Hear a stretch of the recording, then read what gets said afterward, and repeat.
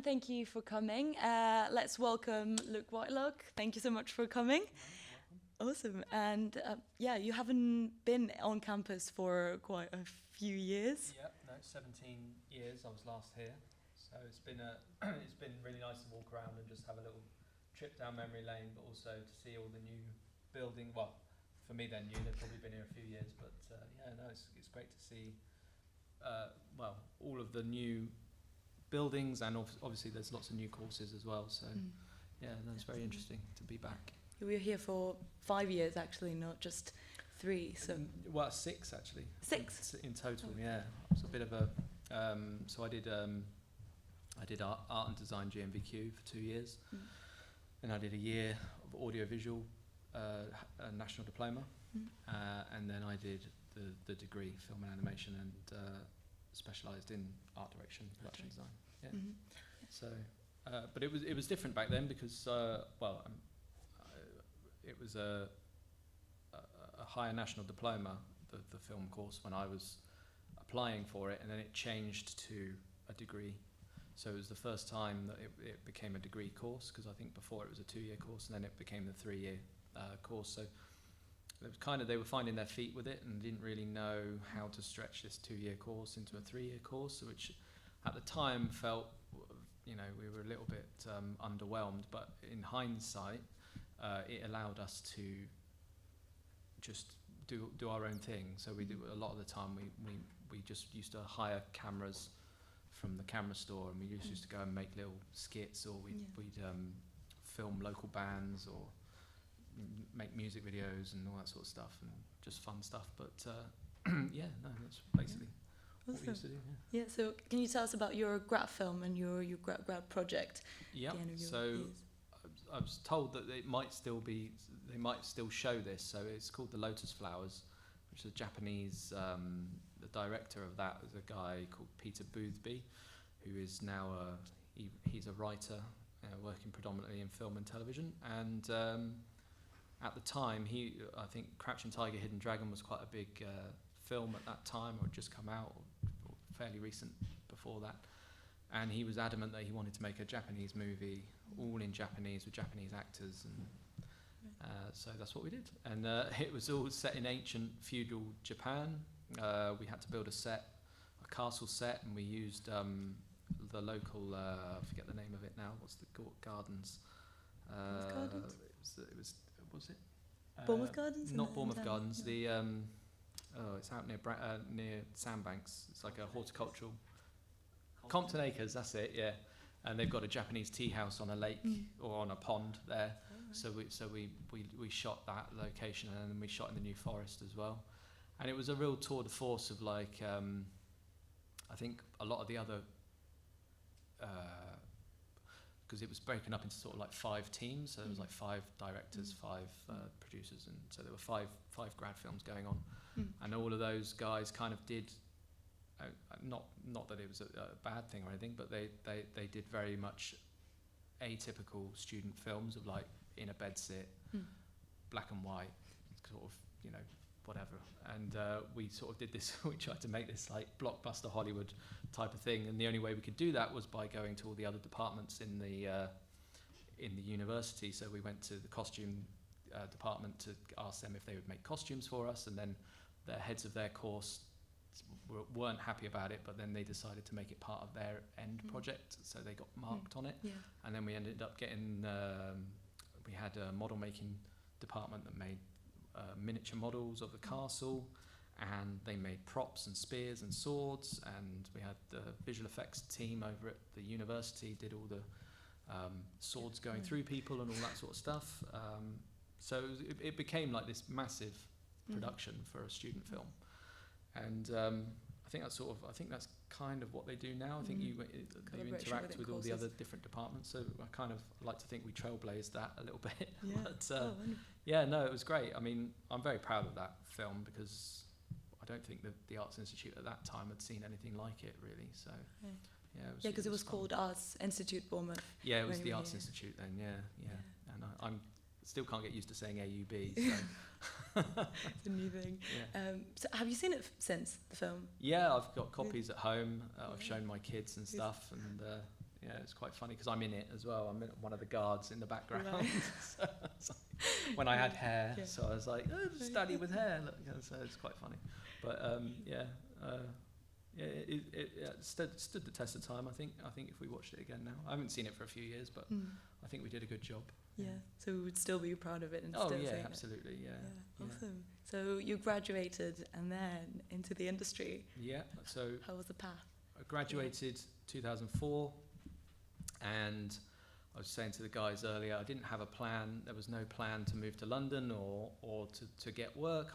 I knew I had to try and get to London, but I didn't really know how to do it. And it just so happened one day a friend called me on a Friday and said he'd found an apartment in London or a flat, and there was a spare room, and was I interested in moving into it? And I said, well, when are you moving? And he said Monday. So like I was saying, on the Friday I had no plan, and by Monday I was living in London and was like, okay, got to make this work now. And I had one contact who I had shadowed on a work experience gig, and I just pestered him every day or every other day. I'd phone him or email him and say, can I have a job? Can I have a job? And he relented eventually and gave me a role on Sugar Rush, which was a Channel 4 show back to 2005. And that was in the January. So we moved in the October, and then by January I was working in the industry, and then that was kind of it. I kind of got my foot in the door fairly early on. People then, it was very much cottage industry then. It kind of still is a little bit, because they don't advertise jobs in the normal way. So if you're graduates and you're looking for work, it can seem a bit daunting because it can seem like a closed shop. But I always say, like, once you are in, you're in. So I from Sugar Rush, I got put forward for Golden Age, which was a sequel to Elizabeth, the working title film. And that was as an art department assistant, and that was 11 months, an 11-month job, which was great because I was there from the very beginning and got to see the entire process of the film, like how we, from the prep period through to pre-production and also a bit of post-production, because I had to pack down the offices and stuff afterwards. And I saw that, see the whole gamut of it, and then from there you work with art directors who go on to other jobs, and then they say, you'll get a phone call that says, oh, Ray said that you might be looking for work, and I say, yeah. And so that's how it works basically. And then there's a little bit of sometimes that doesn't happen and you have to phone round, or you might get to the end of a job, because you'll have a finish date on a job, and you'll know that from the start. You'll know you're finishing in September or October or whatever, and then you might hear that a job is starting at the beginning of September, and it's going to overlap with the end of your job, so that you can sometimes have a bit of you can go to your supervisor and you can say, look, this other job's starting up, I need to get on that job, can I leave this one early? So there's a lot of that goes on as well, but it's I'd like to think that it's definitely not as hard as it was to get into anymore, because there is so much work available now. There's all of the streaming, Netflix, Amazon Prime, Disney Plus. They're all making shows here, and not just one or two shows. They're making a lot of content, and they need the people. So part of what I'm trying to do at the moment, because I'm between jobs, I just finished on Enola Holmes 2 weeks ago, and I'm just going around some colleges and some universities and doing some Zooms and doing some teaching as well, drafting, teaching, and just trying to get people interested in coming into the film industry, but also to try and dispel this myth that it is it's unobtainable in a way, because a lot of people, well, certainly when I started out, there was a huge amount of people from this university that all moved to London, and I'd probably say 75% of them gave up after a year and just ended up going into normal jobs or doing whatever. They sort of didn't feel that they were able to get their foot in the door. Part of that reason is because there wasn't as much content being made then. But I think now, touch wood, you will you'll find that if you phone the right person, you will get a job like that, because another part of it is that they don't really, I mean, they do want people that have been to colleges or universities and have done courses, but it's very much a vocational job. Like, you will learn on the job. So this is another thing that people don't realise, is that you don't have to know everything. Certainly in what I do designing sets, you don't have to know the ins and outs of architecture or things, or how to build a set on stage. You will start at the very bottom and you'll work your way up, and that's how I did it. And before you know it, 5-6 years has passed and you have suddenly got all this knowledge that you never thought you would have. And it's very it's a great job to get into. So I just want more people to understand that it is a doable thing, and that you don't even have to move to London anymore. They do a lot of remote working. That's become a thing. Job sharing has become a thing. That was like unheard of when I started, trying to retain as many like working mothers as possible. So they'll do job shares with, certainly there's set decorating departments, which are, you'll find there's more ladies doing the jobs in set deck, and they might want to go and start a family or whatever. 10-15 years ago they'd go and have a baby and you'd never see them again, but now they job share with other young mums, and they might do 2 days on and 3 days off, and then swap. And then I know 2 ladies who, while one of them is working, she'll look after her kids, and it works like that. So it's becoming more open and more easier to get into. There's creches at some of the studios now as well. So they're just trying to retain people, which is great, but they still aren't in a position where people are flocking to the industry in the way that I think if everyone realised just how much content is being made here, the amount of people who are applying for the jobs would shoot up, because I think who wouldn't want to work on a movie? So it's a pretty fun job. But speaking about how to approach it and how to stay in the industry, what skills and what kind of advice would you give on that? I think from an art department point of view, if you can build a portfolio, I always say like 10 to 12 good pieces of drafting, model making, and some renders. They don't have to be amazing renders, but just to show that you can do basic rendering is always good. 3D model packages, so SketchUp, AutoCAD, Vectorworks, they're kind of the 3 main ones. Rhino as well, and I'd just show a variation. So I would put some hand drafting in, if you can do hand drafting, put some 3D modeling in, and then put some 3D CAD or 2D CAD from your 3D model, and a few renders, and just aim to talk. Like, if you get into a interview, I would say like the aim, if you've got 12 pieces, if you can talk for 1 to 2 minutes on each piece, that then gives you quarter of an hour to half an hour interview time. So you don't want to go in with a portfolio with loads of stuff that you're rushing through, but you also don't want to go in with like not very much that you end up having to stretch out. So 10 to 12 pieces is a good shout. And I used to do things like, when I didn't have experience, I would draw up my flat. I drew one of the first things I ever did was model my flat in SketchUp, and just put that in my portfolio, and go out and do a study of a building or whatever it is, or windows and doors, because if you're coming in as a junior, drawing up windows and doors is like the bread and butter kind of thing that you will be asked to do quite a lot of. And then in order to get those jobs, I would say you need to phone. So there's an industry book called the K's Catalogue, K's Film and TV. If you look that up online, I think it's K's Online. Or there's also The Knowledge, which is another website where you can find the contact details of everyone that works in the film industry. the reason I say K's catalogue is because that's specifically for the art department, but you can go in there and it will have art department assistants,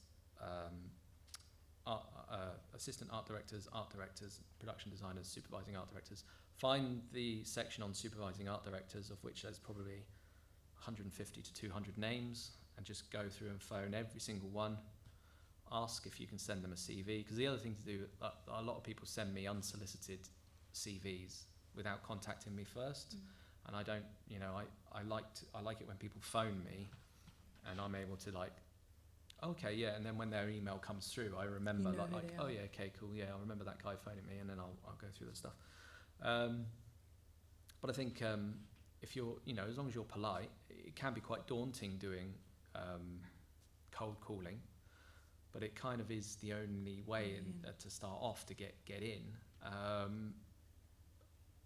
And there are going to be the odd person you phone that aren't very nice, but try not to let that put you off. For everyone that is a bit rude on the phone, there'll be 10 people that really want to talk to you and be like, oh, thanks for phoning, I appreciate it. Oh, where did you get my number? Oh, good.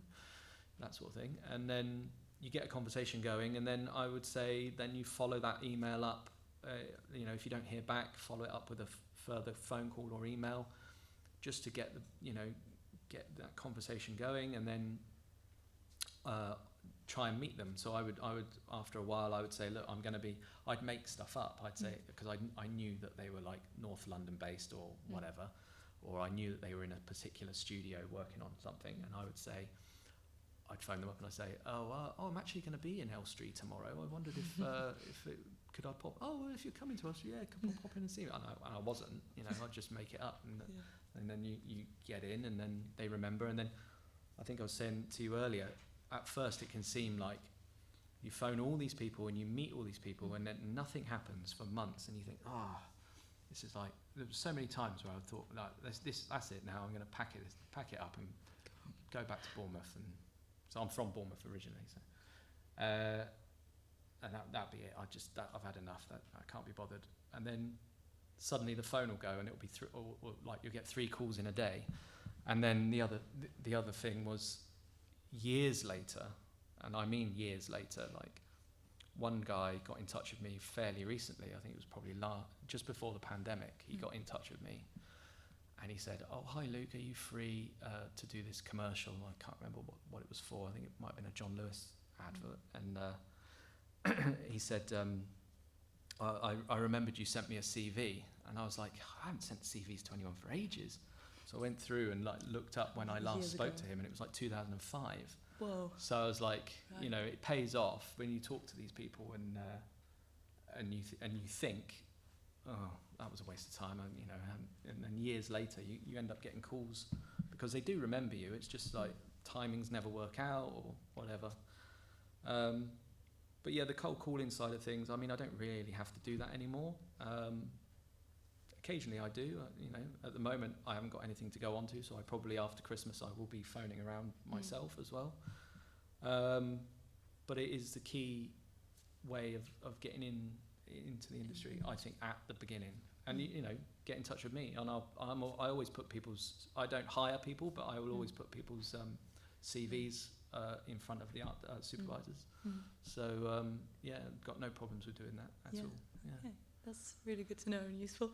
And you said years after it eventually pays off, and here you are, as we can see. Congratulations on Enola Holmes 2, and you worked on the Batman as well. Yep. And so what can you say? The Batman was a funny one, because I was supposed to do Star Wars. I'd finished Cruella, and I got offered Star Wars. I think it was the Kenobi series. They were originally going to do the Kenobi series, and I was due to start on the Monday, and I was finishing Cruella on the Friday and start on this on the Monday, and I got a call on the Thursday to say that they pushed Star Wars by 6 weeks. So I was like, and then so I just phoned up. A friend of mine was on Batman, and I thought I'll give him a ring and just see if they need anyone. So I phoned him up, and he said, "Oh, actually, be really handy if you came in and did some drafting for a few weeks, if that's all right." And it was supposed to be a 6-week gig, and it turned into a 4-month thing because Star Wars kept getting pushed, and then it folded before they restarted again, like 6 months later or whatever. So luckily, I got onto the Batman in that way, and that's kind of an old-fashioned way of, like, you know, what I was just saying about you just phone people and just see, because there'll always be someone like scrabbling around looking for someone. I mean, Thor 2, which was my first Marvel job, I just finished on doing a Harry Potter theme park. So the Wizarding World of Harry Potter in Florida. We drew all of Diagon Alley up. We did all that here at Shepperton, and sent the plans out to be built in Florida. And you could see the Thor art department from the kitchen of Harry Potter, and they put up a sign saying Thor art department. That's the only reason I knew that's what it was, because you could see into the window, and they put up Thor art department. I was like, oh, because it was all very secretive about what jobs are there and what aren't. And on my last day on Potter, I thought, I'm just going to go in and just see if they need anyone. I didn't know anyone on it or anything, and I just walked in, and I said, oh, who's supervising? And they said, oh, Ray Chan. I was like, okay. So I went to see Ray, and I'd spoken to Ray previously on a few other jobs, so I kind of knew him, but not very well. And I said, look, I've just finishing on Potter, and just wondered if you were looking for any draftsmen at all. And he's like, well, funny you should say that, because I've literally, my draftsman's just quit. So can you start on Monday? And I was like, yeah. And then that became 6 years working for Marvel. So off the back of just thinking, oh, I'll just go in and just see, you know. Yeah. So you never know when the call is going to be, you never know what it's going to lead to. So you might as well just give it a go, because why not? Why not? Yeah, exactly. That's what you want to do. And there's a lot of like unexpected things and things that might go wrong or might go well equally. Yeah, absolutely. And for every great job like that, there's also awful jobs as well. So there's been I'm not going to say names, but there's been plenty of jobs I've done where I thought it was going to be amazing and it wasn't. So, you know, it swings and roundabouts, I suppose. Like any industry, any job, in anything you do, really, you have good days and bad days. But essentially, I do love it. So, and it's every day can be different as well. So. That's the great thing. Exciting. Yeah, absolutely. Awesome. And speaking about your own work as well, you've got your tutorial. Yeah, so I have a tutorial which is set design for film and television, which is it's a streamable thing. If you may follow me on Instagram, you've probably seen me. I've just released a second, like a follow-up tutorial, which is for doors and windows, because the first one I put together in the first lockdown, because I didn't have anything to do, so I thought, that would keep me occupied. So I put together this tutorial, which wasn't supposed to be as big as it was. It was only going to be a short thing, but it turned into a 10-hour sort of deep dive into my work process using SketchUp and layout for set design. And then I got thinking after that I would put like add-on packs to that, so you can do the original one, but then there would also be like a door and window pack. There'd be a stair pack. There'd be other details that go with it. So by the end of it, once I've released all 4 of them, if you're a student of production design, you will be able to follow these along, and you would have 4 or 5 drawings by the end of it. So you'd have a plan and elevation, a door detail, some window details, stair details, things like that. So that's the plan of going forward with that. But if you're interested, it's on if you go to my Instagram, there's a link in the bio. You can have a look at that, or you can DM me if you've got any questions about it. I can put you forward.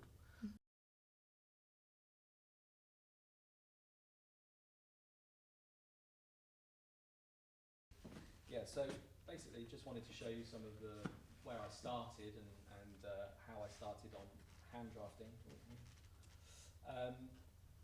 So this was for Thor 2, and the sorts of things. So I started on Thor 2 as a junior draftsman. So I'd done, at this point, I'd probably been working for, I think, about 6 years, and I got through. So you start off as an art department assistant, which is kind of doing dog's body kind of stuff around the department. So you might deliver drawings to construction, or you might make tea for everyone, or tidy up the photocopying room, and all those sorts of jobs that nobody likes to do, but actually that's where you learn a lot of stuff as an art department assistant, because you get to go to every department and see how things are built, see how things are made, see how things are costed, all that sort of stuff. But then eventually you get up to junior drafting, and that's sort of like entry-level drafting. So you'll be working under an art director who will have an assistant art director working with him, and then he'll have a draftsman and occasionally a junior. So on a job, there's probably only 2 or 3 junior draftsmen. And I was assigned to, there was an art director called Mark Swain, who did Odin's throne room for Thor 2, if you've seen the film. Behind the throne there are these large orbs. So they asked me to come up with a design for Thor, Buri and Odin, which are the Norse gods. So this is just the kind of like the sort of stuff I would be drawing as a junior on the board, pencil and paper. And then obviously we go into some sort of full-size detail, looking at all the looking at the radiuses. And these are sort of like what I was saying earlier about bread and butter stuff as a junior. This is what you sort of hope to be given when you're starting out, because windows and doors are great, but then when you get to do little more intricate design type stuff, then it becomes a bit more interesting, and you sort of realise that your job is pretty cool. So you can see in the background there, you've got the orbs. They're all spun out of plaster. This is all on. This was on H Stage at Shepperton, which is where they filmed The Third Man and many big movies of yesteryear. So I love working on H Stage because it's a big old space. A build like this was probably, I think the drawing period was about 6 to 8 weeks, and then we start building whilst we're still drawing. So, and then the building period was probably about 12 weeks of a build as well. So there's just a close up of the throne and the I forget what they call them, orbs in the background. So yeah, so you can see the marbling effect. So if you're interested in other trades within the film industry, we're short on everyone and everything. So we need painters, we need plasterers, we need carpenters, we need art directors, art department people, and all sorts of stuff like that. So this is the sort of stuff I love, going around the workshops and seeing how they do marbling, or how they do the stone texture, which is literally as low-fi as putting sand in the mold to give it that mottled stone effect. And then these are some of the large doors in Odin's chamber. So we actually built these for real, and they all had to have an internal structure because they were so massive. And again, we get into doing the detailing. So once we've done a plan and elevation of the thing, normally in 1/4 inch or 1/2 inch scale, we then do a 1 inch scale as well to show the extra detail. And you can see there in the section through, we've got the steel section and how the thing's built, and the caps for that we put on top of all the screws. So they're like these little brass caps that were all cast in fast cast. And then that's the finished door there. So we'd have a sculptor that would do all the sculptural elements. So we're able to use those molds on everything. So you can see on the column there, it's the same mold that's on the door, and the mold that goes around the border, we use that on all the steps, on all the stair edgings and everything like that. So it's a lot of what people don't realize, even though it's a big budget Hollywood movie, we're always trying to scrimp and save wherever we can. So we'll take a mold, we might cut and shut a mold and flip it or turn it around, But essentially, we only want to really sculpt something once and reuse it as best we can in other places. So a lot of the time you'll see repeat patterns in things, and that's all a cost-saving exercise, basically. And there again, you can just see around the edge there, we've got all those mouldings. And if you, I just want to make sure that doesn't go forward. So the one at the bottom there, which looks like a Norse horse, we actually, when we came to do, so I worked on Thor 2, Guardians of the Galaxy, Avengers 2, Doctor Strange, Avengers 3 and 4. So it's like 6 years between those, between starting on Thor and Avengers. We were actually able to go into the archive and pull out these molds again for when we did, I can't remember the name of the set, but so we went up to Durham Cathedral to do Thor's Homeland. Does anyone remember what Thor's Homeland's called? Asgard, that's the one. So good job you're here. So the Asgardian stuff that we just pulled it all out of the archive, and we still had the molds, and we were able to reuse it. So that's why Marvel was so successful in that sense, is that by the time we got around to doing Infinity War or Endgame, we had so much stuff in the archive to pull out and reuse that there was very little drawing time was needed, or extra design work was needed. We could essentially reuse a lot of the stuff. So I'm just jumping forward a little bit now, but on Aladdin we were obviously tasked with recreating a lot of the stuff from the cartoon. So it's obviously quite an iconic Disney film. And I was, at this point in my career, I'd gone up to assistant art director, and they put me in charge of this set. So this is Aladdin, this is Jasmine's bedroom and balcony set. So it's quite an iconic thing to try and recreate from the cartoon, although we were moving away from the sort of the fantasy agrabarian kind of thing. We were trying to set it more in a realistic setting. So we were looking at a lot of reference from Constantinople and sort of Turkish, Moorish architecture. They didn't want it to be an obvious Middle Eastern influence. It kind of had to be a little bit ambiguous. But we were using, essentially this is all in SketchUp and layout as well. So I'm at this stage in my career, when I've moved into the sort of the 3D elements of things, I'm not on the board anymore. So I'm always thinking in 3D space rather than 2D. And what's great about that is that I can change the model really quickly, and it's not a whole day's redrawing. I can just literally change something, and then it updates automatically within layout. So I don't have to spend a lot of time rubbing things out or rejigging stuff. But this was a great example of being left to my own devices in a way as well, because the designer, for whatever reason, she trusted me to get on with it. And I was sent to Reading. So we started off at Longcross Studios in Surrey, and I was sent out to Reading, this new studio in Reading where we built this, and it was just basically me and the construction guys overseeing it, and she would pop down sort of once or twice a week to just oversee and make sure. But essentially everything was built in the model, and they also some of the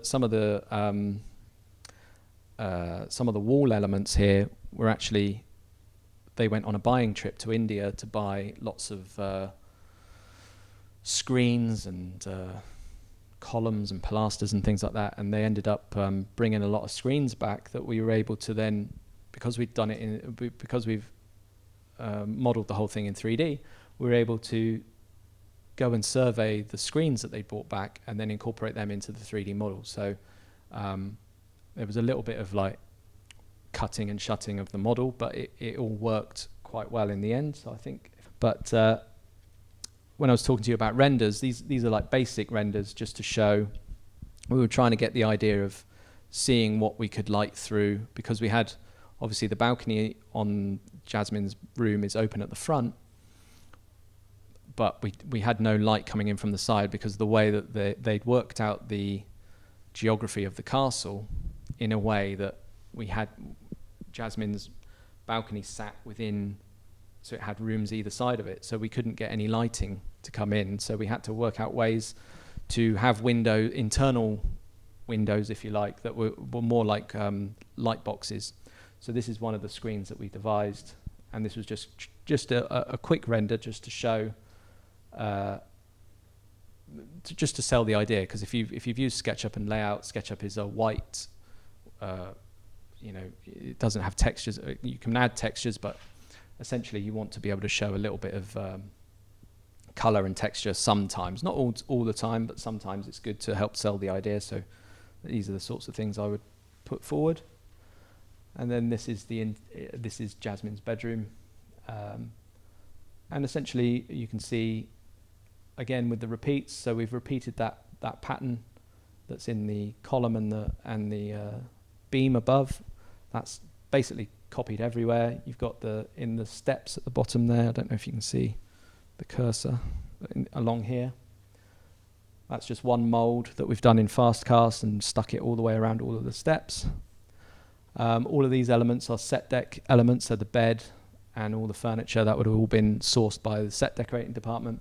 So it's nothing to do with what I do really in terms of designing the set, although I may occasionally have a veto on what goes in or doesn't make the set. So I think on this occasion they had some sort of Chinese cabinetry that didn't fit with the sort of Moorish aesthetic, so I was able to say no, we won't have that sort of stuff in there. But essentially that was, and these are the screens that came from India, and we've added to them, and using CNC machining, we've added some extra fretwork within that just to give it more of a lightbox feel, and that created a nice sort of ambient backlighting in the room. And again, there's the talking about different roles as well. If you see on the back wall there, we've got scenic painters that do all the murals. So there's a guy called Rowan Harris, who's a very talented painter. He came in and did those screens, I think in about a week. I think he did that. And the great thing was when we revamped this into the guest bedroom, so this became Aladdin's bedroom as well, what we did was we painted a different mural on the back, and we just flipped them round for the revamp. So some of the walls moved and some of the walls flipped around, and that gave the whole set a completely different look whilst keeping the aesthetic, and obviously the cost was minimal to do that. So that was a little trick that we often do. So this is more up to date now. This is Maleficent, and we were looking at medieval architecture, which is something that's not the easiest thing to do in SketchUp, because obviously medieval architecture is oftentimes like ruins, castle ruins and things like that. So the thing that was on our side for this was that it had to look like a new castle, even though it's sort of medieval. So we were looking at, I think we were looking at St. Paul's Cathedral at one point. We went to Westminster. We were going to shoot in Westminster at one point and dress it, and then we decided to build the Great Hall set for Maleficent at where did we do it? Pinewood. So this was on a fairly small stage, so I used up the entire footprint of the stage to get this on. And this was again a case of revamping. So once we shot this out as the Great Hall, we redressed it as the chapel. So if anyone's seen Maleficent, at the end of the film there's a wedding in a chapel. So we took the two ends that you see there, which one end was a throne end and the other end was the entrance. We basically chopped those off, and we made an organ loft at one end and we made an altar at the other. So rather than change the whole set, we just changed a few elements and it became an entirely new space, which was great. So, and this goes into, even though I was art directing at this point now, I'm still doing the detailing as well. So the detailing is all it's important for me to be able to oversee the detailing, but I can also hand it off to other people. So I had a junior and a assistant art director working with me. I think I gave the windows to the juniors, but I wanted to do the columns and the arches because I had a specific way that I wanted to do it. So I wanted to draw this up. So you don't always get just because you become the art director, you still have to do sort of I would consider a basic. It looks pretty fancy, but I would consider it a fairly basic drawing because it's just essentially it's a column detail. So, and then obviously these are the arches. So we've got all of the radiuses worked out and the full size. That there through the middle there, that's a full size plaster detail of the arch. And this is under construction. So we're looking at different construction methods on this, where normally everything would be done in plaster, which I like to work in plaster, but it took too long and we didn't have enough time, because to do one column like that in plaster would probably take 2 to 3 days per column, and there were 38 columns. So we used an experimental expanding foam, which is an industrial foam, so a bit like I can't think of the name of it now, but like polyfiller. It's kind of like that. It comes in, you get a specialist guy that comes in with a gun. So we had the mold already, and all they do, they spray the mold and it expands at an even rate. So it expanded to, I think, 4 inches thick. And so everything you see there, the columns and the arches, because the arches are top hung to the ceiling, there's no weight to support. They don't have to support, the columns don't have to support any weight. So these are literally just foam columns with a little bit of a wooden scaffolding up the middle of them just to keep them rigid. But essentially it was all in foam, and they were able to do 5 columns per day instead of 1 every 3 days. So it was a lot more time efficient. The only problem we had was when we had the full set of people, and you put up as many signs as you like to say, please do not lean on the set because it's made of foam. You had all these guys in, dressed up as knights with all the armor and everything, getting very hot under all the candlelight, that occasionally would lean on a column and you'd hear a big crack and they'd go through the column. So we had a standby plasterer running around refilling with polyfiller foam. By the end of the shoot, the whole thing was like falling apart, but it looked great on film. So there we go. That was a little detail for you. And then obviously the painting over the top, they loved the painters loved it because the foam takes on the paint a lot nicer than plaster.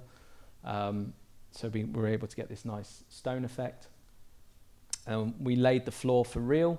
So these are real flagstones, but what we did was so that's all concrete. It's like a concrete and sand mix, and then they go around with a stamping all the flagstones in, and then we paint the concrete, and then that is a glaze on top that obviously we weren't allowed to walk on until it was dry. That's the production designer there, Patrick, just having a look. And this was great for me. This was my first real big set that I did from start to finish. This was like a 5-month job really. So from drawing to shooting was 5 months, and there was a lot of work went into this one. So that's when we dressed it. This was the day before shooting, so we're doing a pre-light here. You can see they're testing the lights above. They've got all the big lighting boxes in.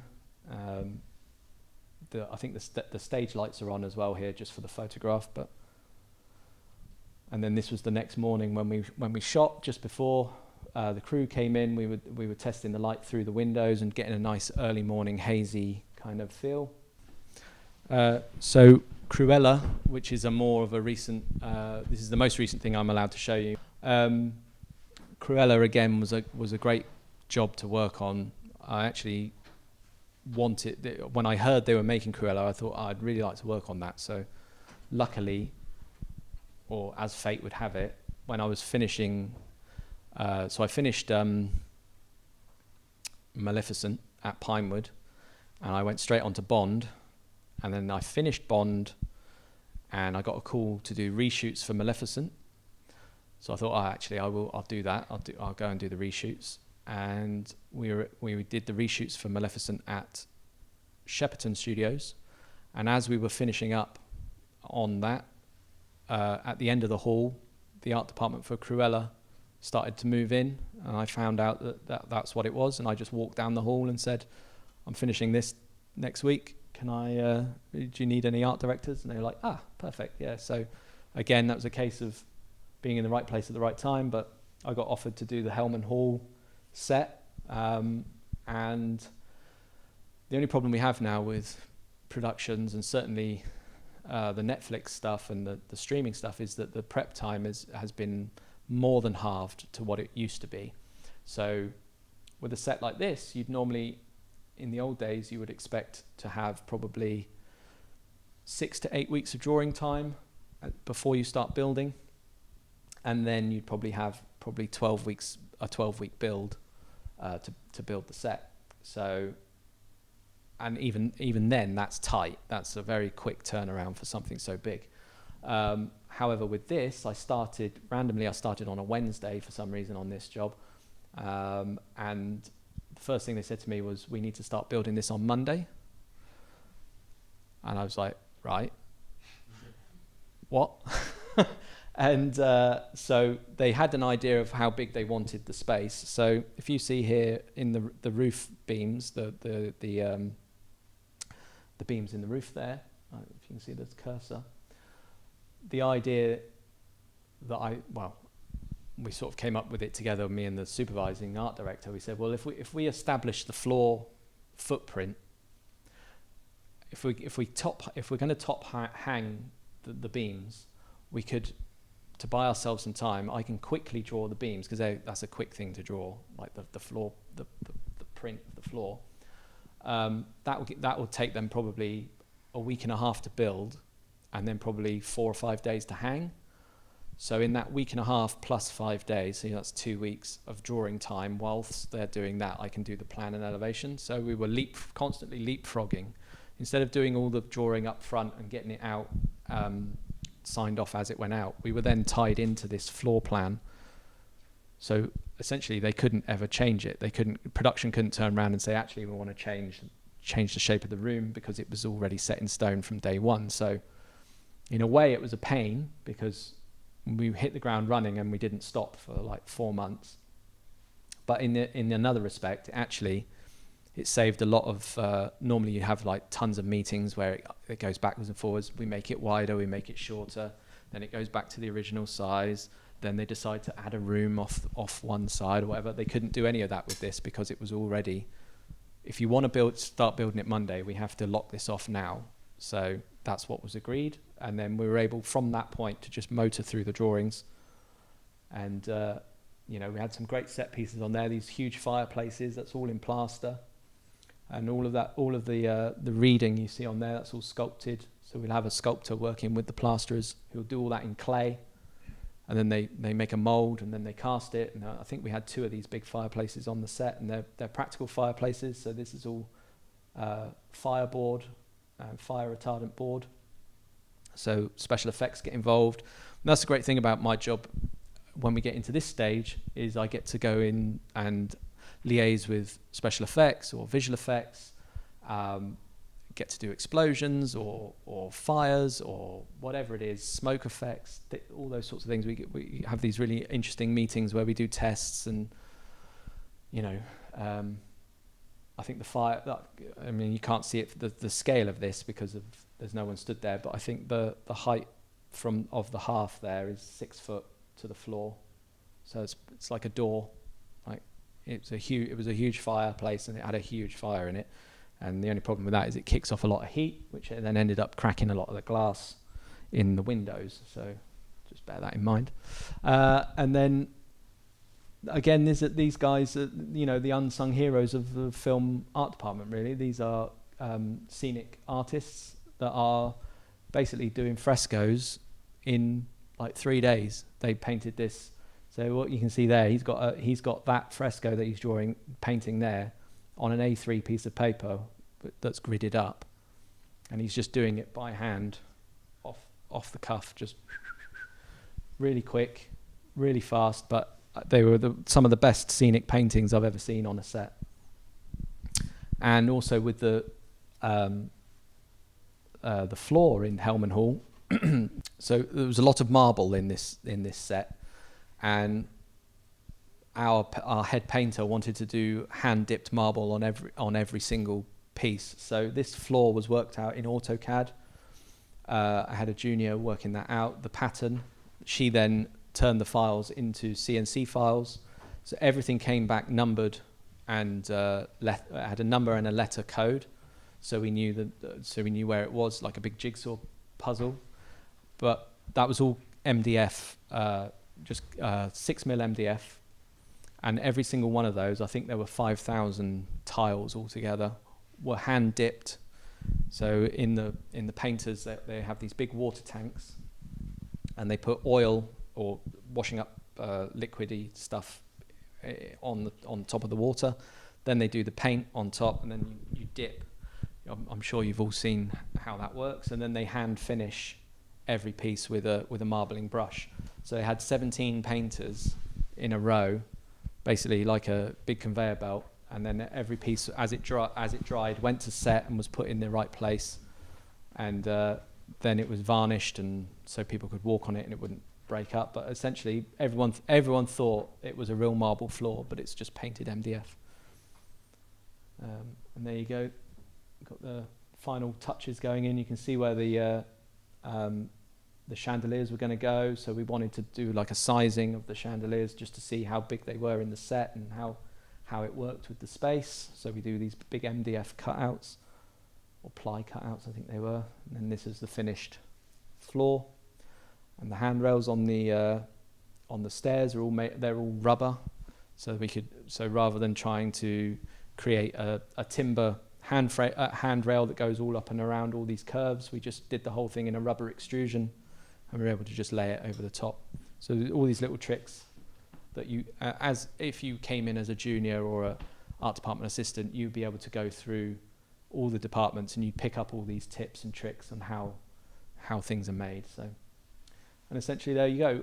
And people always say, you know, it must be really difficult coming up with these designs, or you know, how do you do that? Like, essentially that's one big rectangular room with a staircase at one end. So when you break it down into its basic shapes and forms, it's not hard to do at all, because the great thing with 3D modeling is you can break everything down into basic shapes, basic geometry, and just chip away at it, and then the detail comes as you are finessing the volume of the room, if you like. So I don't go in at the beginning thinking, right, I need to have columns here, I need to have a door here, I need to da-da-da. It all sort of it's like an organic process. It's a bit like sculpture in terms of, like, I'll start off, everything's very blocky to start off with. I know that the staircase is going to kind of go at the end, because generally staircases are in the middle of a room at the end or at the side, you know. So you have a general idea of where something will go, and then the form of that staircase, the way it sucks in and goes back out, that was all determined on the fact they wanted this big swooping handrail, and we didn't really have space to do that, because they wanted to swoop the stairs around. So I basically just nipped it in at the waist there to create that swoop, and it meant that it saved a lot of floor space. So that's basically what we did. And then again, these are some of the frescoes, even up close. I mean, they look amazing. And then this was the finished dressed set for the I think it was for the masquerade ball at the beginning, where the Let Them Eat Cake ball, if you've seen the film. And we created these like theatre backings, just basically as scenics. Again, scenics came in and painted these. I think they're on canvas. And yeah, so essentially I just wanted to show you some of this stuff just to get get your juices going and think about, because I think what it is as well, like, people don't realise exactly what goes into the production of a film set, in terms of like what we build and how involved we are with every process, especially from the art department or the art director's point of view. You know, I would be in there every day talking to the painters about the marbling on the stairs, the bronzing on the candelabras, the colour of the thing. I'm also on the phone with suppliers, like CNC companies, making sure that everything's being delivered on time. So it's not just drawing, it's like a managerial type of role, almost a bit like if you watch Grand Designs or anything like that. It's kind of like a project manager for that particular set. That's basically what an art director is in charge of. So not only do I do the drawings and some of the visuals, I'm also constantly on the stage or in the workshops making sure everything's coming together at the right time. You spoke about COVID as well. Yes. That's something we haven't touched on, what it affected on obviously some of the films and some of the work you've done has obviously been during the pandemic. Yeah. So I mean, we had a 5-month complete shutdown across the board. I think that's why it's so busy now as well, because they're just trying to catch up with their schedules of things that were scheduled to be released, that got pushed, and you know, everything that's being made now has been scheduled to be made for like 2 years, because they'll book the stages for something like 2 to 3 years in advance. So having that 5 months off when nothing got made, we're now in catch-up mode.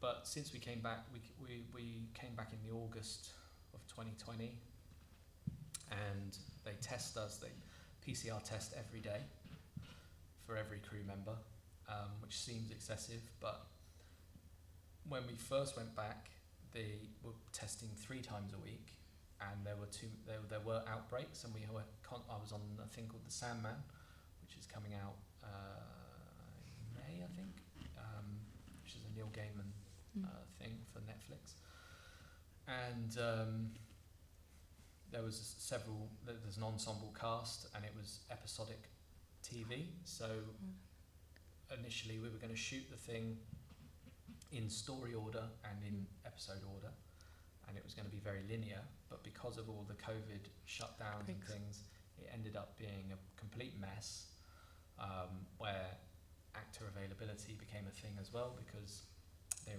were only available for that week, but we had to shut down that week, so then they had to recast or they had to move things, and then it got to a point even where they were taking things out of certain episodes and putting them in another episode, because you know, they were even moving the scripts around to fit with actor availability, and changing characters' narrative arc, because that character, what was supposed to be in it, is now not available, and so it became a real pain.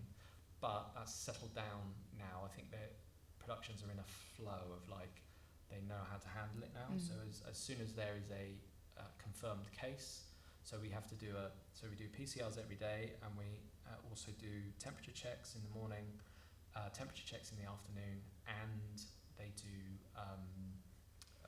like a sign-in.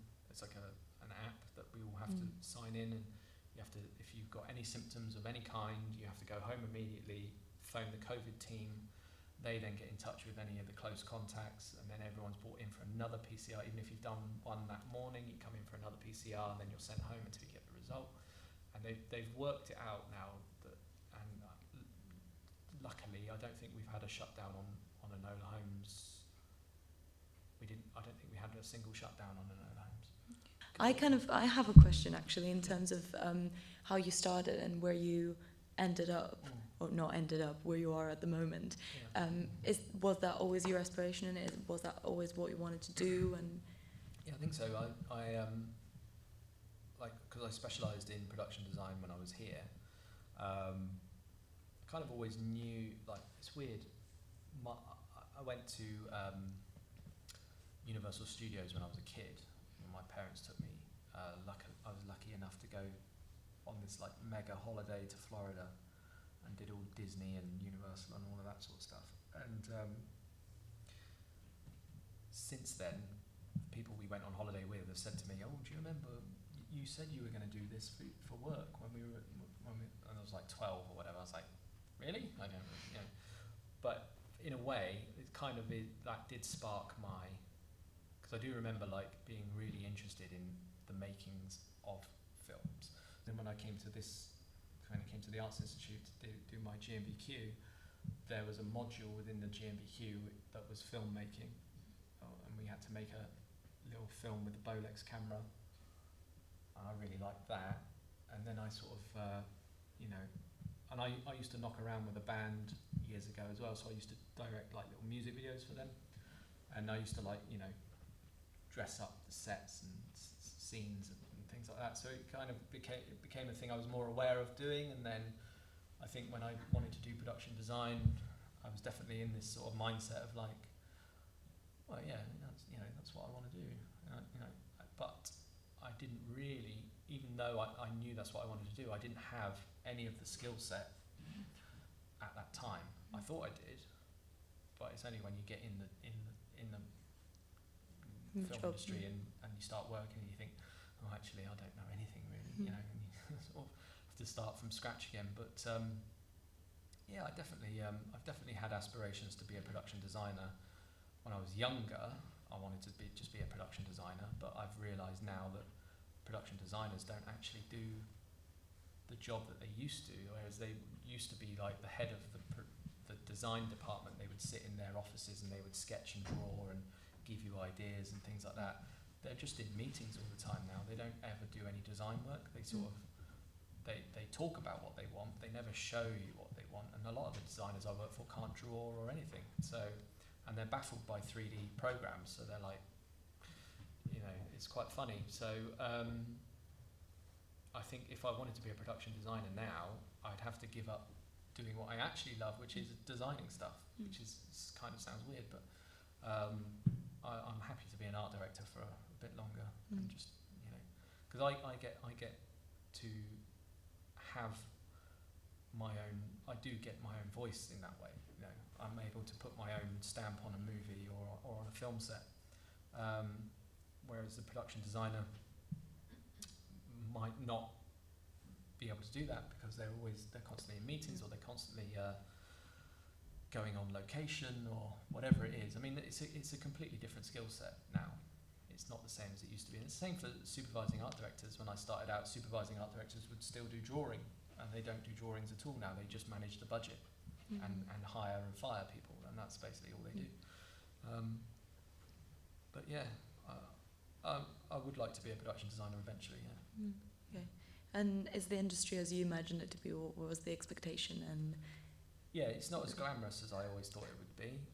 We talked about this earlier, but yeah, I think I thought when I thought I'm going to do that as a job, I think I thought that I would have like millions of pounds and be, hanging out with stars. And I always remember one art director telling me, there's an art director called Terry Ackland Snow, who I learnt to draw. He taught me how to draw, and he runs a course at Pinewood as well. But he worked on films like Papillon in the 60s with Steve McQueen, and he worked on films with Stanley Kubrick and people like that. And he would tell me stories about, on Papillon, he was on, and this is in like 1972 or whenever it was made, he was on £800 a week in 1972, and they flew him out to Jamaica, and they gave him a plantation to stay at, and he had staff, and when he threw his like 25th birthday party, Steve McQueen turned up on a Hillman bike and crashed it into the swimming pool, and all these like amazing stories. And I was sat there, this is before I got any work, and I was like, oh, I can't wait until I'm doing that sort of thing, and big famous stars are coming around my house, and wow, and it's not like that. It's not like that at all. So that's what, the difference between the reality of it and everything else. But I suppose, I don't know, it's just like the glamour. I think Hollywood glamour is like something that doesn't exist anymore, really, because they just don't want to spend the money. It's all about the bottom line for studios. They just want to make as much money as possible. They don't want to spend. They certainly don't want to. I have to fight sometimes for £25 box rental. You've got to really fight for your pay, and parity as well. In pay, job to job can differ wildly, even though it's the same company. but essentially it is a great job, and it's fun, you know.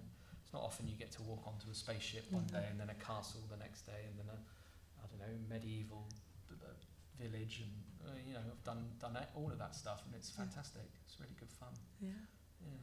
So what advice would you give to current students or graduates or anyone who wants to get into the industry or the art department, and more specifically? Sorry, I'm getting a bit hoarse. In the industry in general, I'd say, regardless of whatever department you want to work for, look for, IMDb is great for, like, if you see a show you like and you think, oh, I'd love to work on that, find out go on IMDb, find out if you want to go into production, find out who the line producer is, and just get in touch with them, because you can get their details off of the knowledge. They're all on there. It's not like a smoke screen or a hidden secret code or anything like that. You can find their number or their email address and get in touch with them and say, look, I watched whatever it is, I don't know, what's a big show recently, Bridgerton, say. I watched Bridgerton and I really enjoyed it, and I'd love to work with you, you know.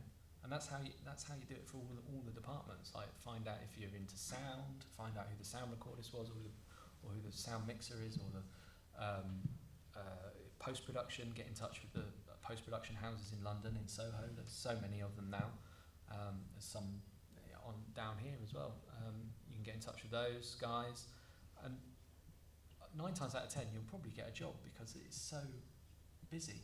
It's just I don't know if I said this already, but I think we're about 10,000 people short of in the film industry. That's across the board, so it's not just art department, it's everyone. There's just not enough people to fill any of the roles, so now is such a great time to do it. And also, like I said, you don't necessarily have to move to London. You can, you know, they're opening studios in Birmingham, Newcastle, Liverpool, Scotland, Wales. It's not London centric anymore, so you're going to end up with these, like, hubs around the country of, like, production hubs, which would be fantastic, because, you know, if I didn't have to move away from Bournemouth, I wouldn't have. I'm only living in London because I have to for work, but yeah, I mean, I'd love to see a studio be built down here on the, you know, because they've got the Jurassic Coast. We shot the last 3 things I've done. We've shot in Dorset. You know, we've done Enola Holmes was down here. We did Sandman. We shot on Sandbanks, turned that into Malibu Beach. What else did we do down here recently? Oh, Star Wars was down here at the caves thing down near Wareham. I can't remember the name of it. Windspit Caves. We were down there for that. So it'll probably be only a matter of time before they decide to build some studio hub down here, which would be fantastic. Good to look forward to. I can move home then. Yeah. Right. Any questions? Oh. In Aladdin, you showed some of the furniture that was on the set, and I'm just wondering how the decision's made between designing things and having things bought in. Is it a case of if you can't buy it in, design it? Or? Yeah, so some of that, like I think the 4-poster bed was, we drew that up and had that made specifically. But then a lot of the cabinetry, the designer went out on a buying trip to India with the set decorator. So they went out together and went around all these markets in southern India. I can't remember exactly where, but they basically they have a contact there. I can't remember his name, but he does it for quite a few films. And they go and meet up with him, and they jump in a car all together, and he'll drive them around all these markets and the villages and stuff. And they just basically say that. They stick it all in a shipping container and send it back over. And then we get the container and we open it up and we say, okay, that works there. Well, we haven't got anything for that, so let's try and hire something from a local. So we go to, like, Keeley's or somewhere like that, which is a prop hire furniture place. Yeah, it kind of works like that. And then at the end, there's a big prop sale, so we buy all the furniture. You know, most of the people I work with, all of their houses are decorated with film props. Yeah. Nice. Any more questions? Yes. Like nowadays, I mean, based on when you started, now films are more CGI heavy, right? Yeah. So how has that changed like art direction for films? Has there ever been like a point where you were contacted to like do a location, but then they were like, no, fuck it, we will just CGI the whole thing? Yeah, well, it always it's always different job to job, but I think what's interesting is that visual effects is obviously its own department, but they rely on the art department for green screen. So, and this I can never get my head around why visual effects don't have their own green screen guys, because I don't know the first thing about visual effects and how they are, right? So, on Enola Holmes, there was a particular set that they wanted to put these green screens in, huge green screens, and they wanted us to build them and place them in. And then when they turned up on the day, they were like, oh, but they're all creased. And I was like, well, you know, I didn't know it didn't have to be creased. I don't know, you know. He was like, oh. And just to like, my point is that like the visual effects top-ups on things back along when we used to do it, we used to put a line in the drawing and we just say CG top-up and it would get done. There was nothing that we had to do. And now more and more things are creeping into our budget, because it's all about budget at the end of the day. The visual effects team don't want to spend their budget on building green screen because they see that as part of the set now, because it's a physical structure. It comes under art department to build, which I don't agree with, but it causes major problems now because they presume that we know what we're doing when we don't know anything about visual effects. It's like if I went to them and said, well, can't you build a set for real? Like, they wouldn't do that. Like, why would I be interested in doing the CG stuff? But that's kind of you know, I guess that again I'm venting a little bit there because I had such a nightmare with green screens on the last job. And you have a green screen team as well, which are on they're on the shooting crew, and they're supposed to rig the green screens when you go to locations, but they only have like a 10x10 or a 20x20 on a frame. Anything else, like if I wanted to put a green screen in here between the, you know, I'd have to scribe it in around the columns, and then, you know, if they wanted to do it in here, so I have to go down pre-shoot to rig all of that overnight normally, because they can't do it while we're building the set, they can't do it while we're lighting the set, they can only do it in that time between finishing the pre-light and starting shooting the next day. So often we'll rig green screens overnight till like 2-3 in the morning, and I've got to be on set as well then at 7 to see everyone in, and so it gets a bit like manic with all of that. So I'm not a huge fan of green screen or CG, to be fair, because I know as well that they can get away with a lot. If you've seen the behind the scenes of I think it's Wolf of Wall Street, there's a scene where they're walking in a marina, or they're walking down a pontoon in a marina, and it's got all these like mega yachts all around them and everything else, and there was no reason watching that film that I would have thought that was a CG shot. It just looks real. And then when you see the behind the scenes, they've shot it on the back lot in a car park somewhere. They've put the pontoon in on a car park, and they put this tiny green screen behind them. And then because they as long as they stay in that frame, they can key everything out. You know, it doesn't have to be this 300-foot long, 50-foot high green screen. It can just be this little thing. So I always put, whenever a visual effects supervisor pulls me up on the fact that the green screen is creased, I always say, well, point them in the direction of that video, the behind the scenes video of, I know you can do it even though it's creased, so, you know, yeah. But they just like to play, there's a lot of power games with all of that as well, like things going backwards and forwards.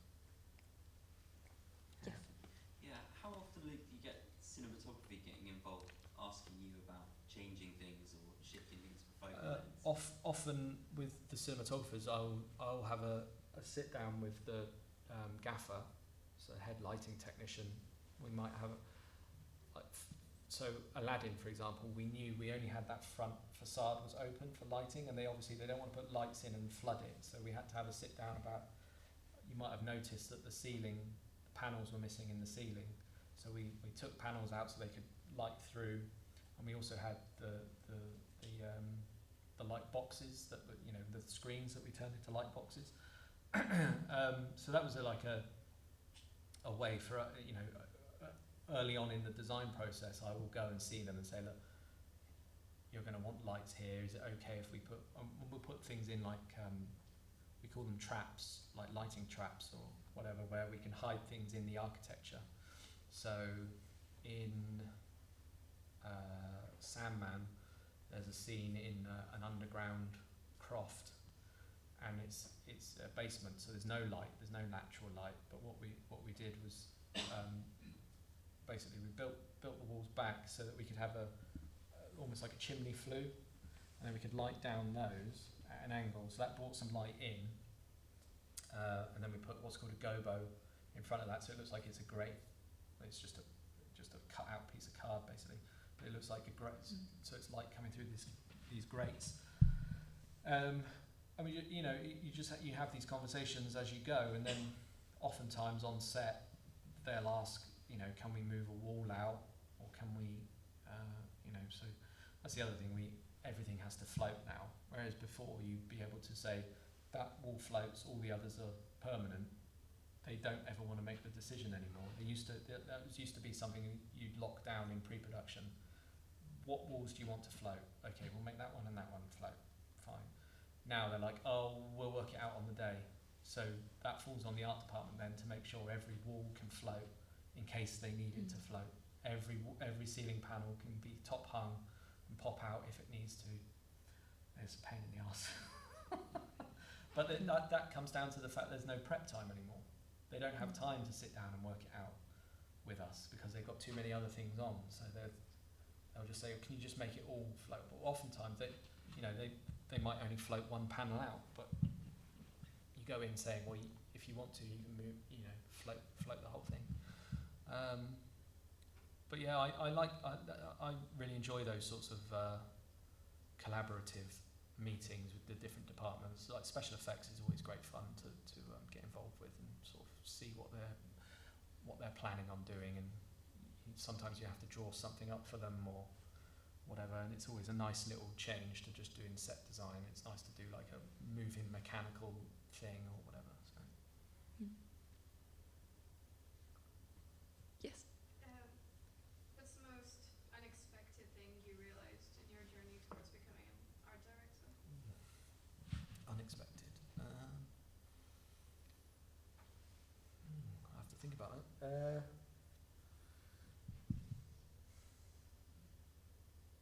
I suppose actually being able to do it as a job.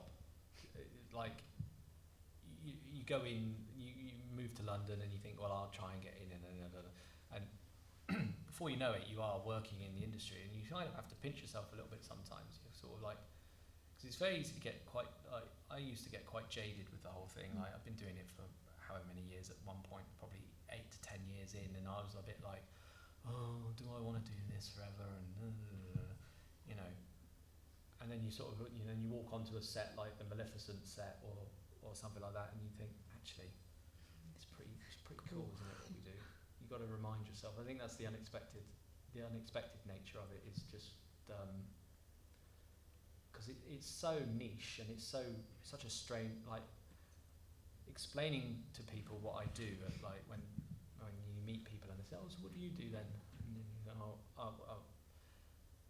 you end up, I have this patter of I work in film. I don't ever say I'm an art director, because they go, oh, what's that? I say, I work in films, and they, I'm an art director. I design sets, and it used to be I didn't want anyone to know or whatever, because I just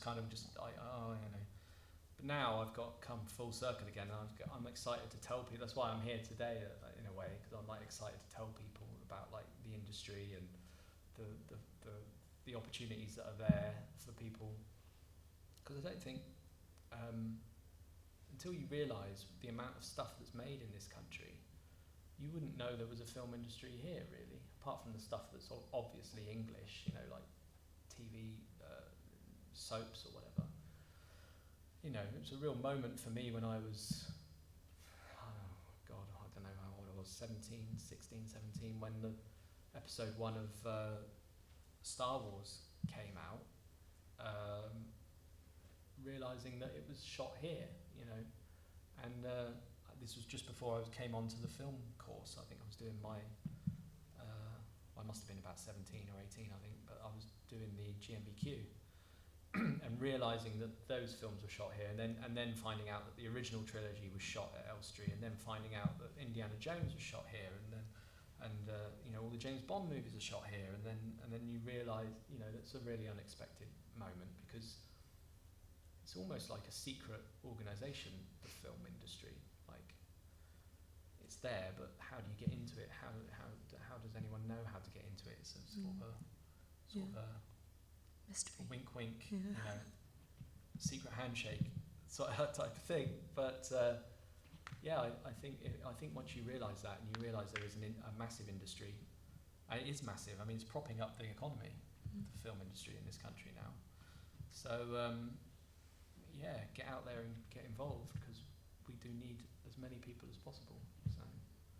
Especially coming from Bournemouth as well, it's like a small place, and going to London and suddenly realising that's possible. Yeah, absolutely. And like, it's not that far away, London either, you know, it's, I mean, I wouldn't want to do it as a commute every day, but you can certainly, there's plenty of opportunities. If you don't want to move to London, there are, springing up around all these studios that are opening up, there are like long-term lets available for film workers, and house shares for film workers. There's a nunnery next to Pinewood Studios, which everyone stays at when they're working away from home at Pinewood. If their commute is too far, they'll stay at the nunnery, and I think it's like £8 a night or something, and they give you food and board. There's no TVs or internet access, unfortunately, but people love it. They all go and stay at the nunnery, and you know, you can make it work. There's plenty of opportunity. Any more questions? Awesome.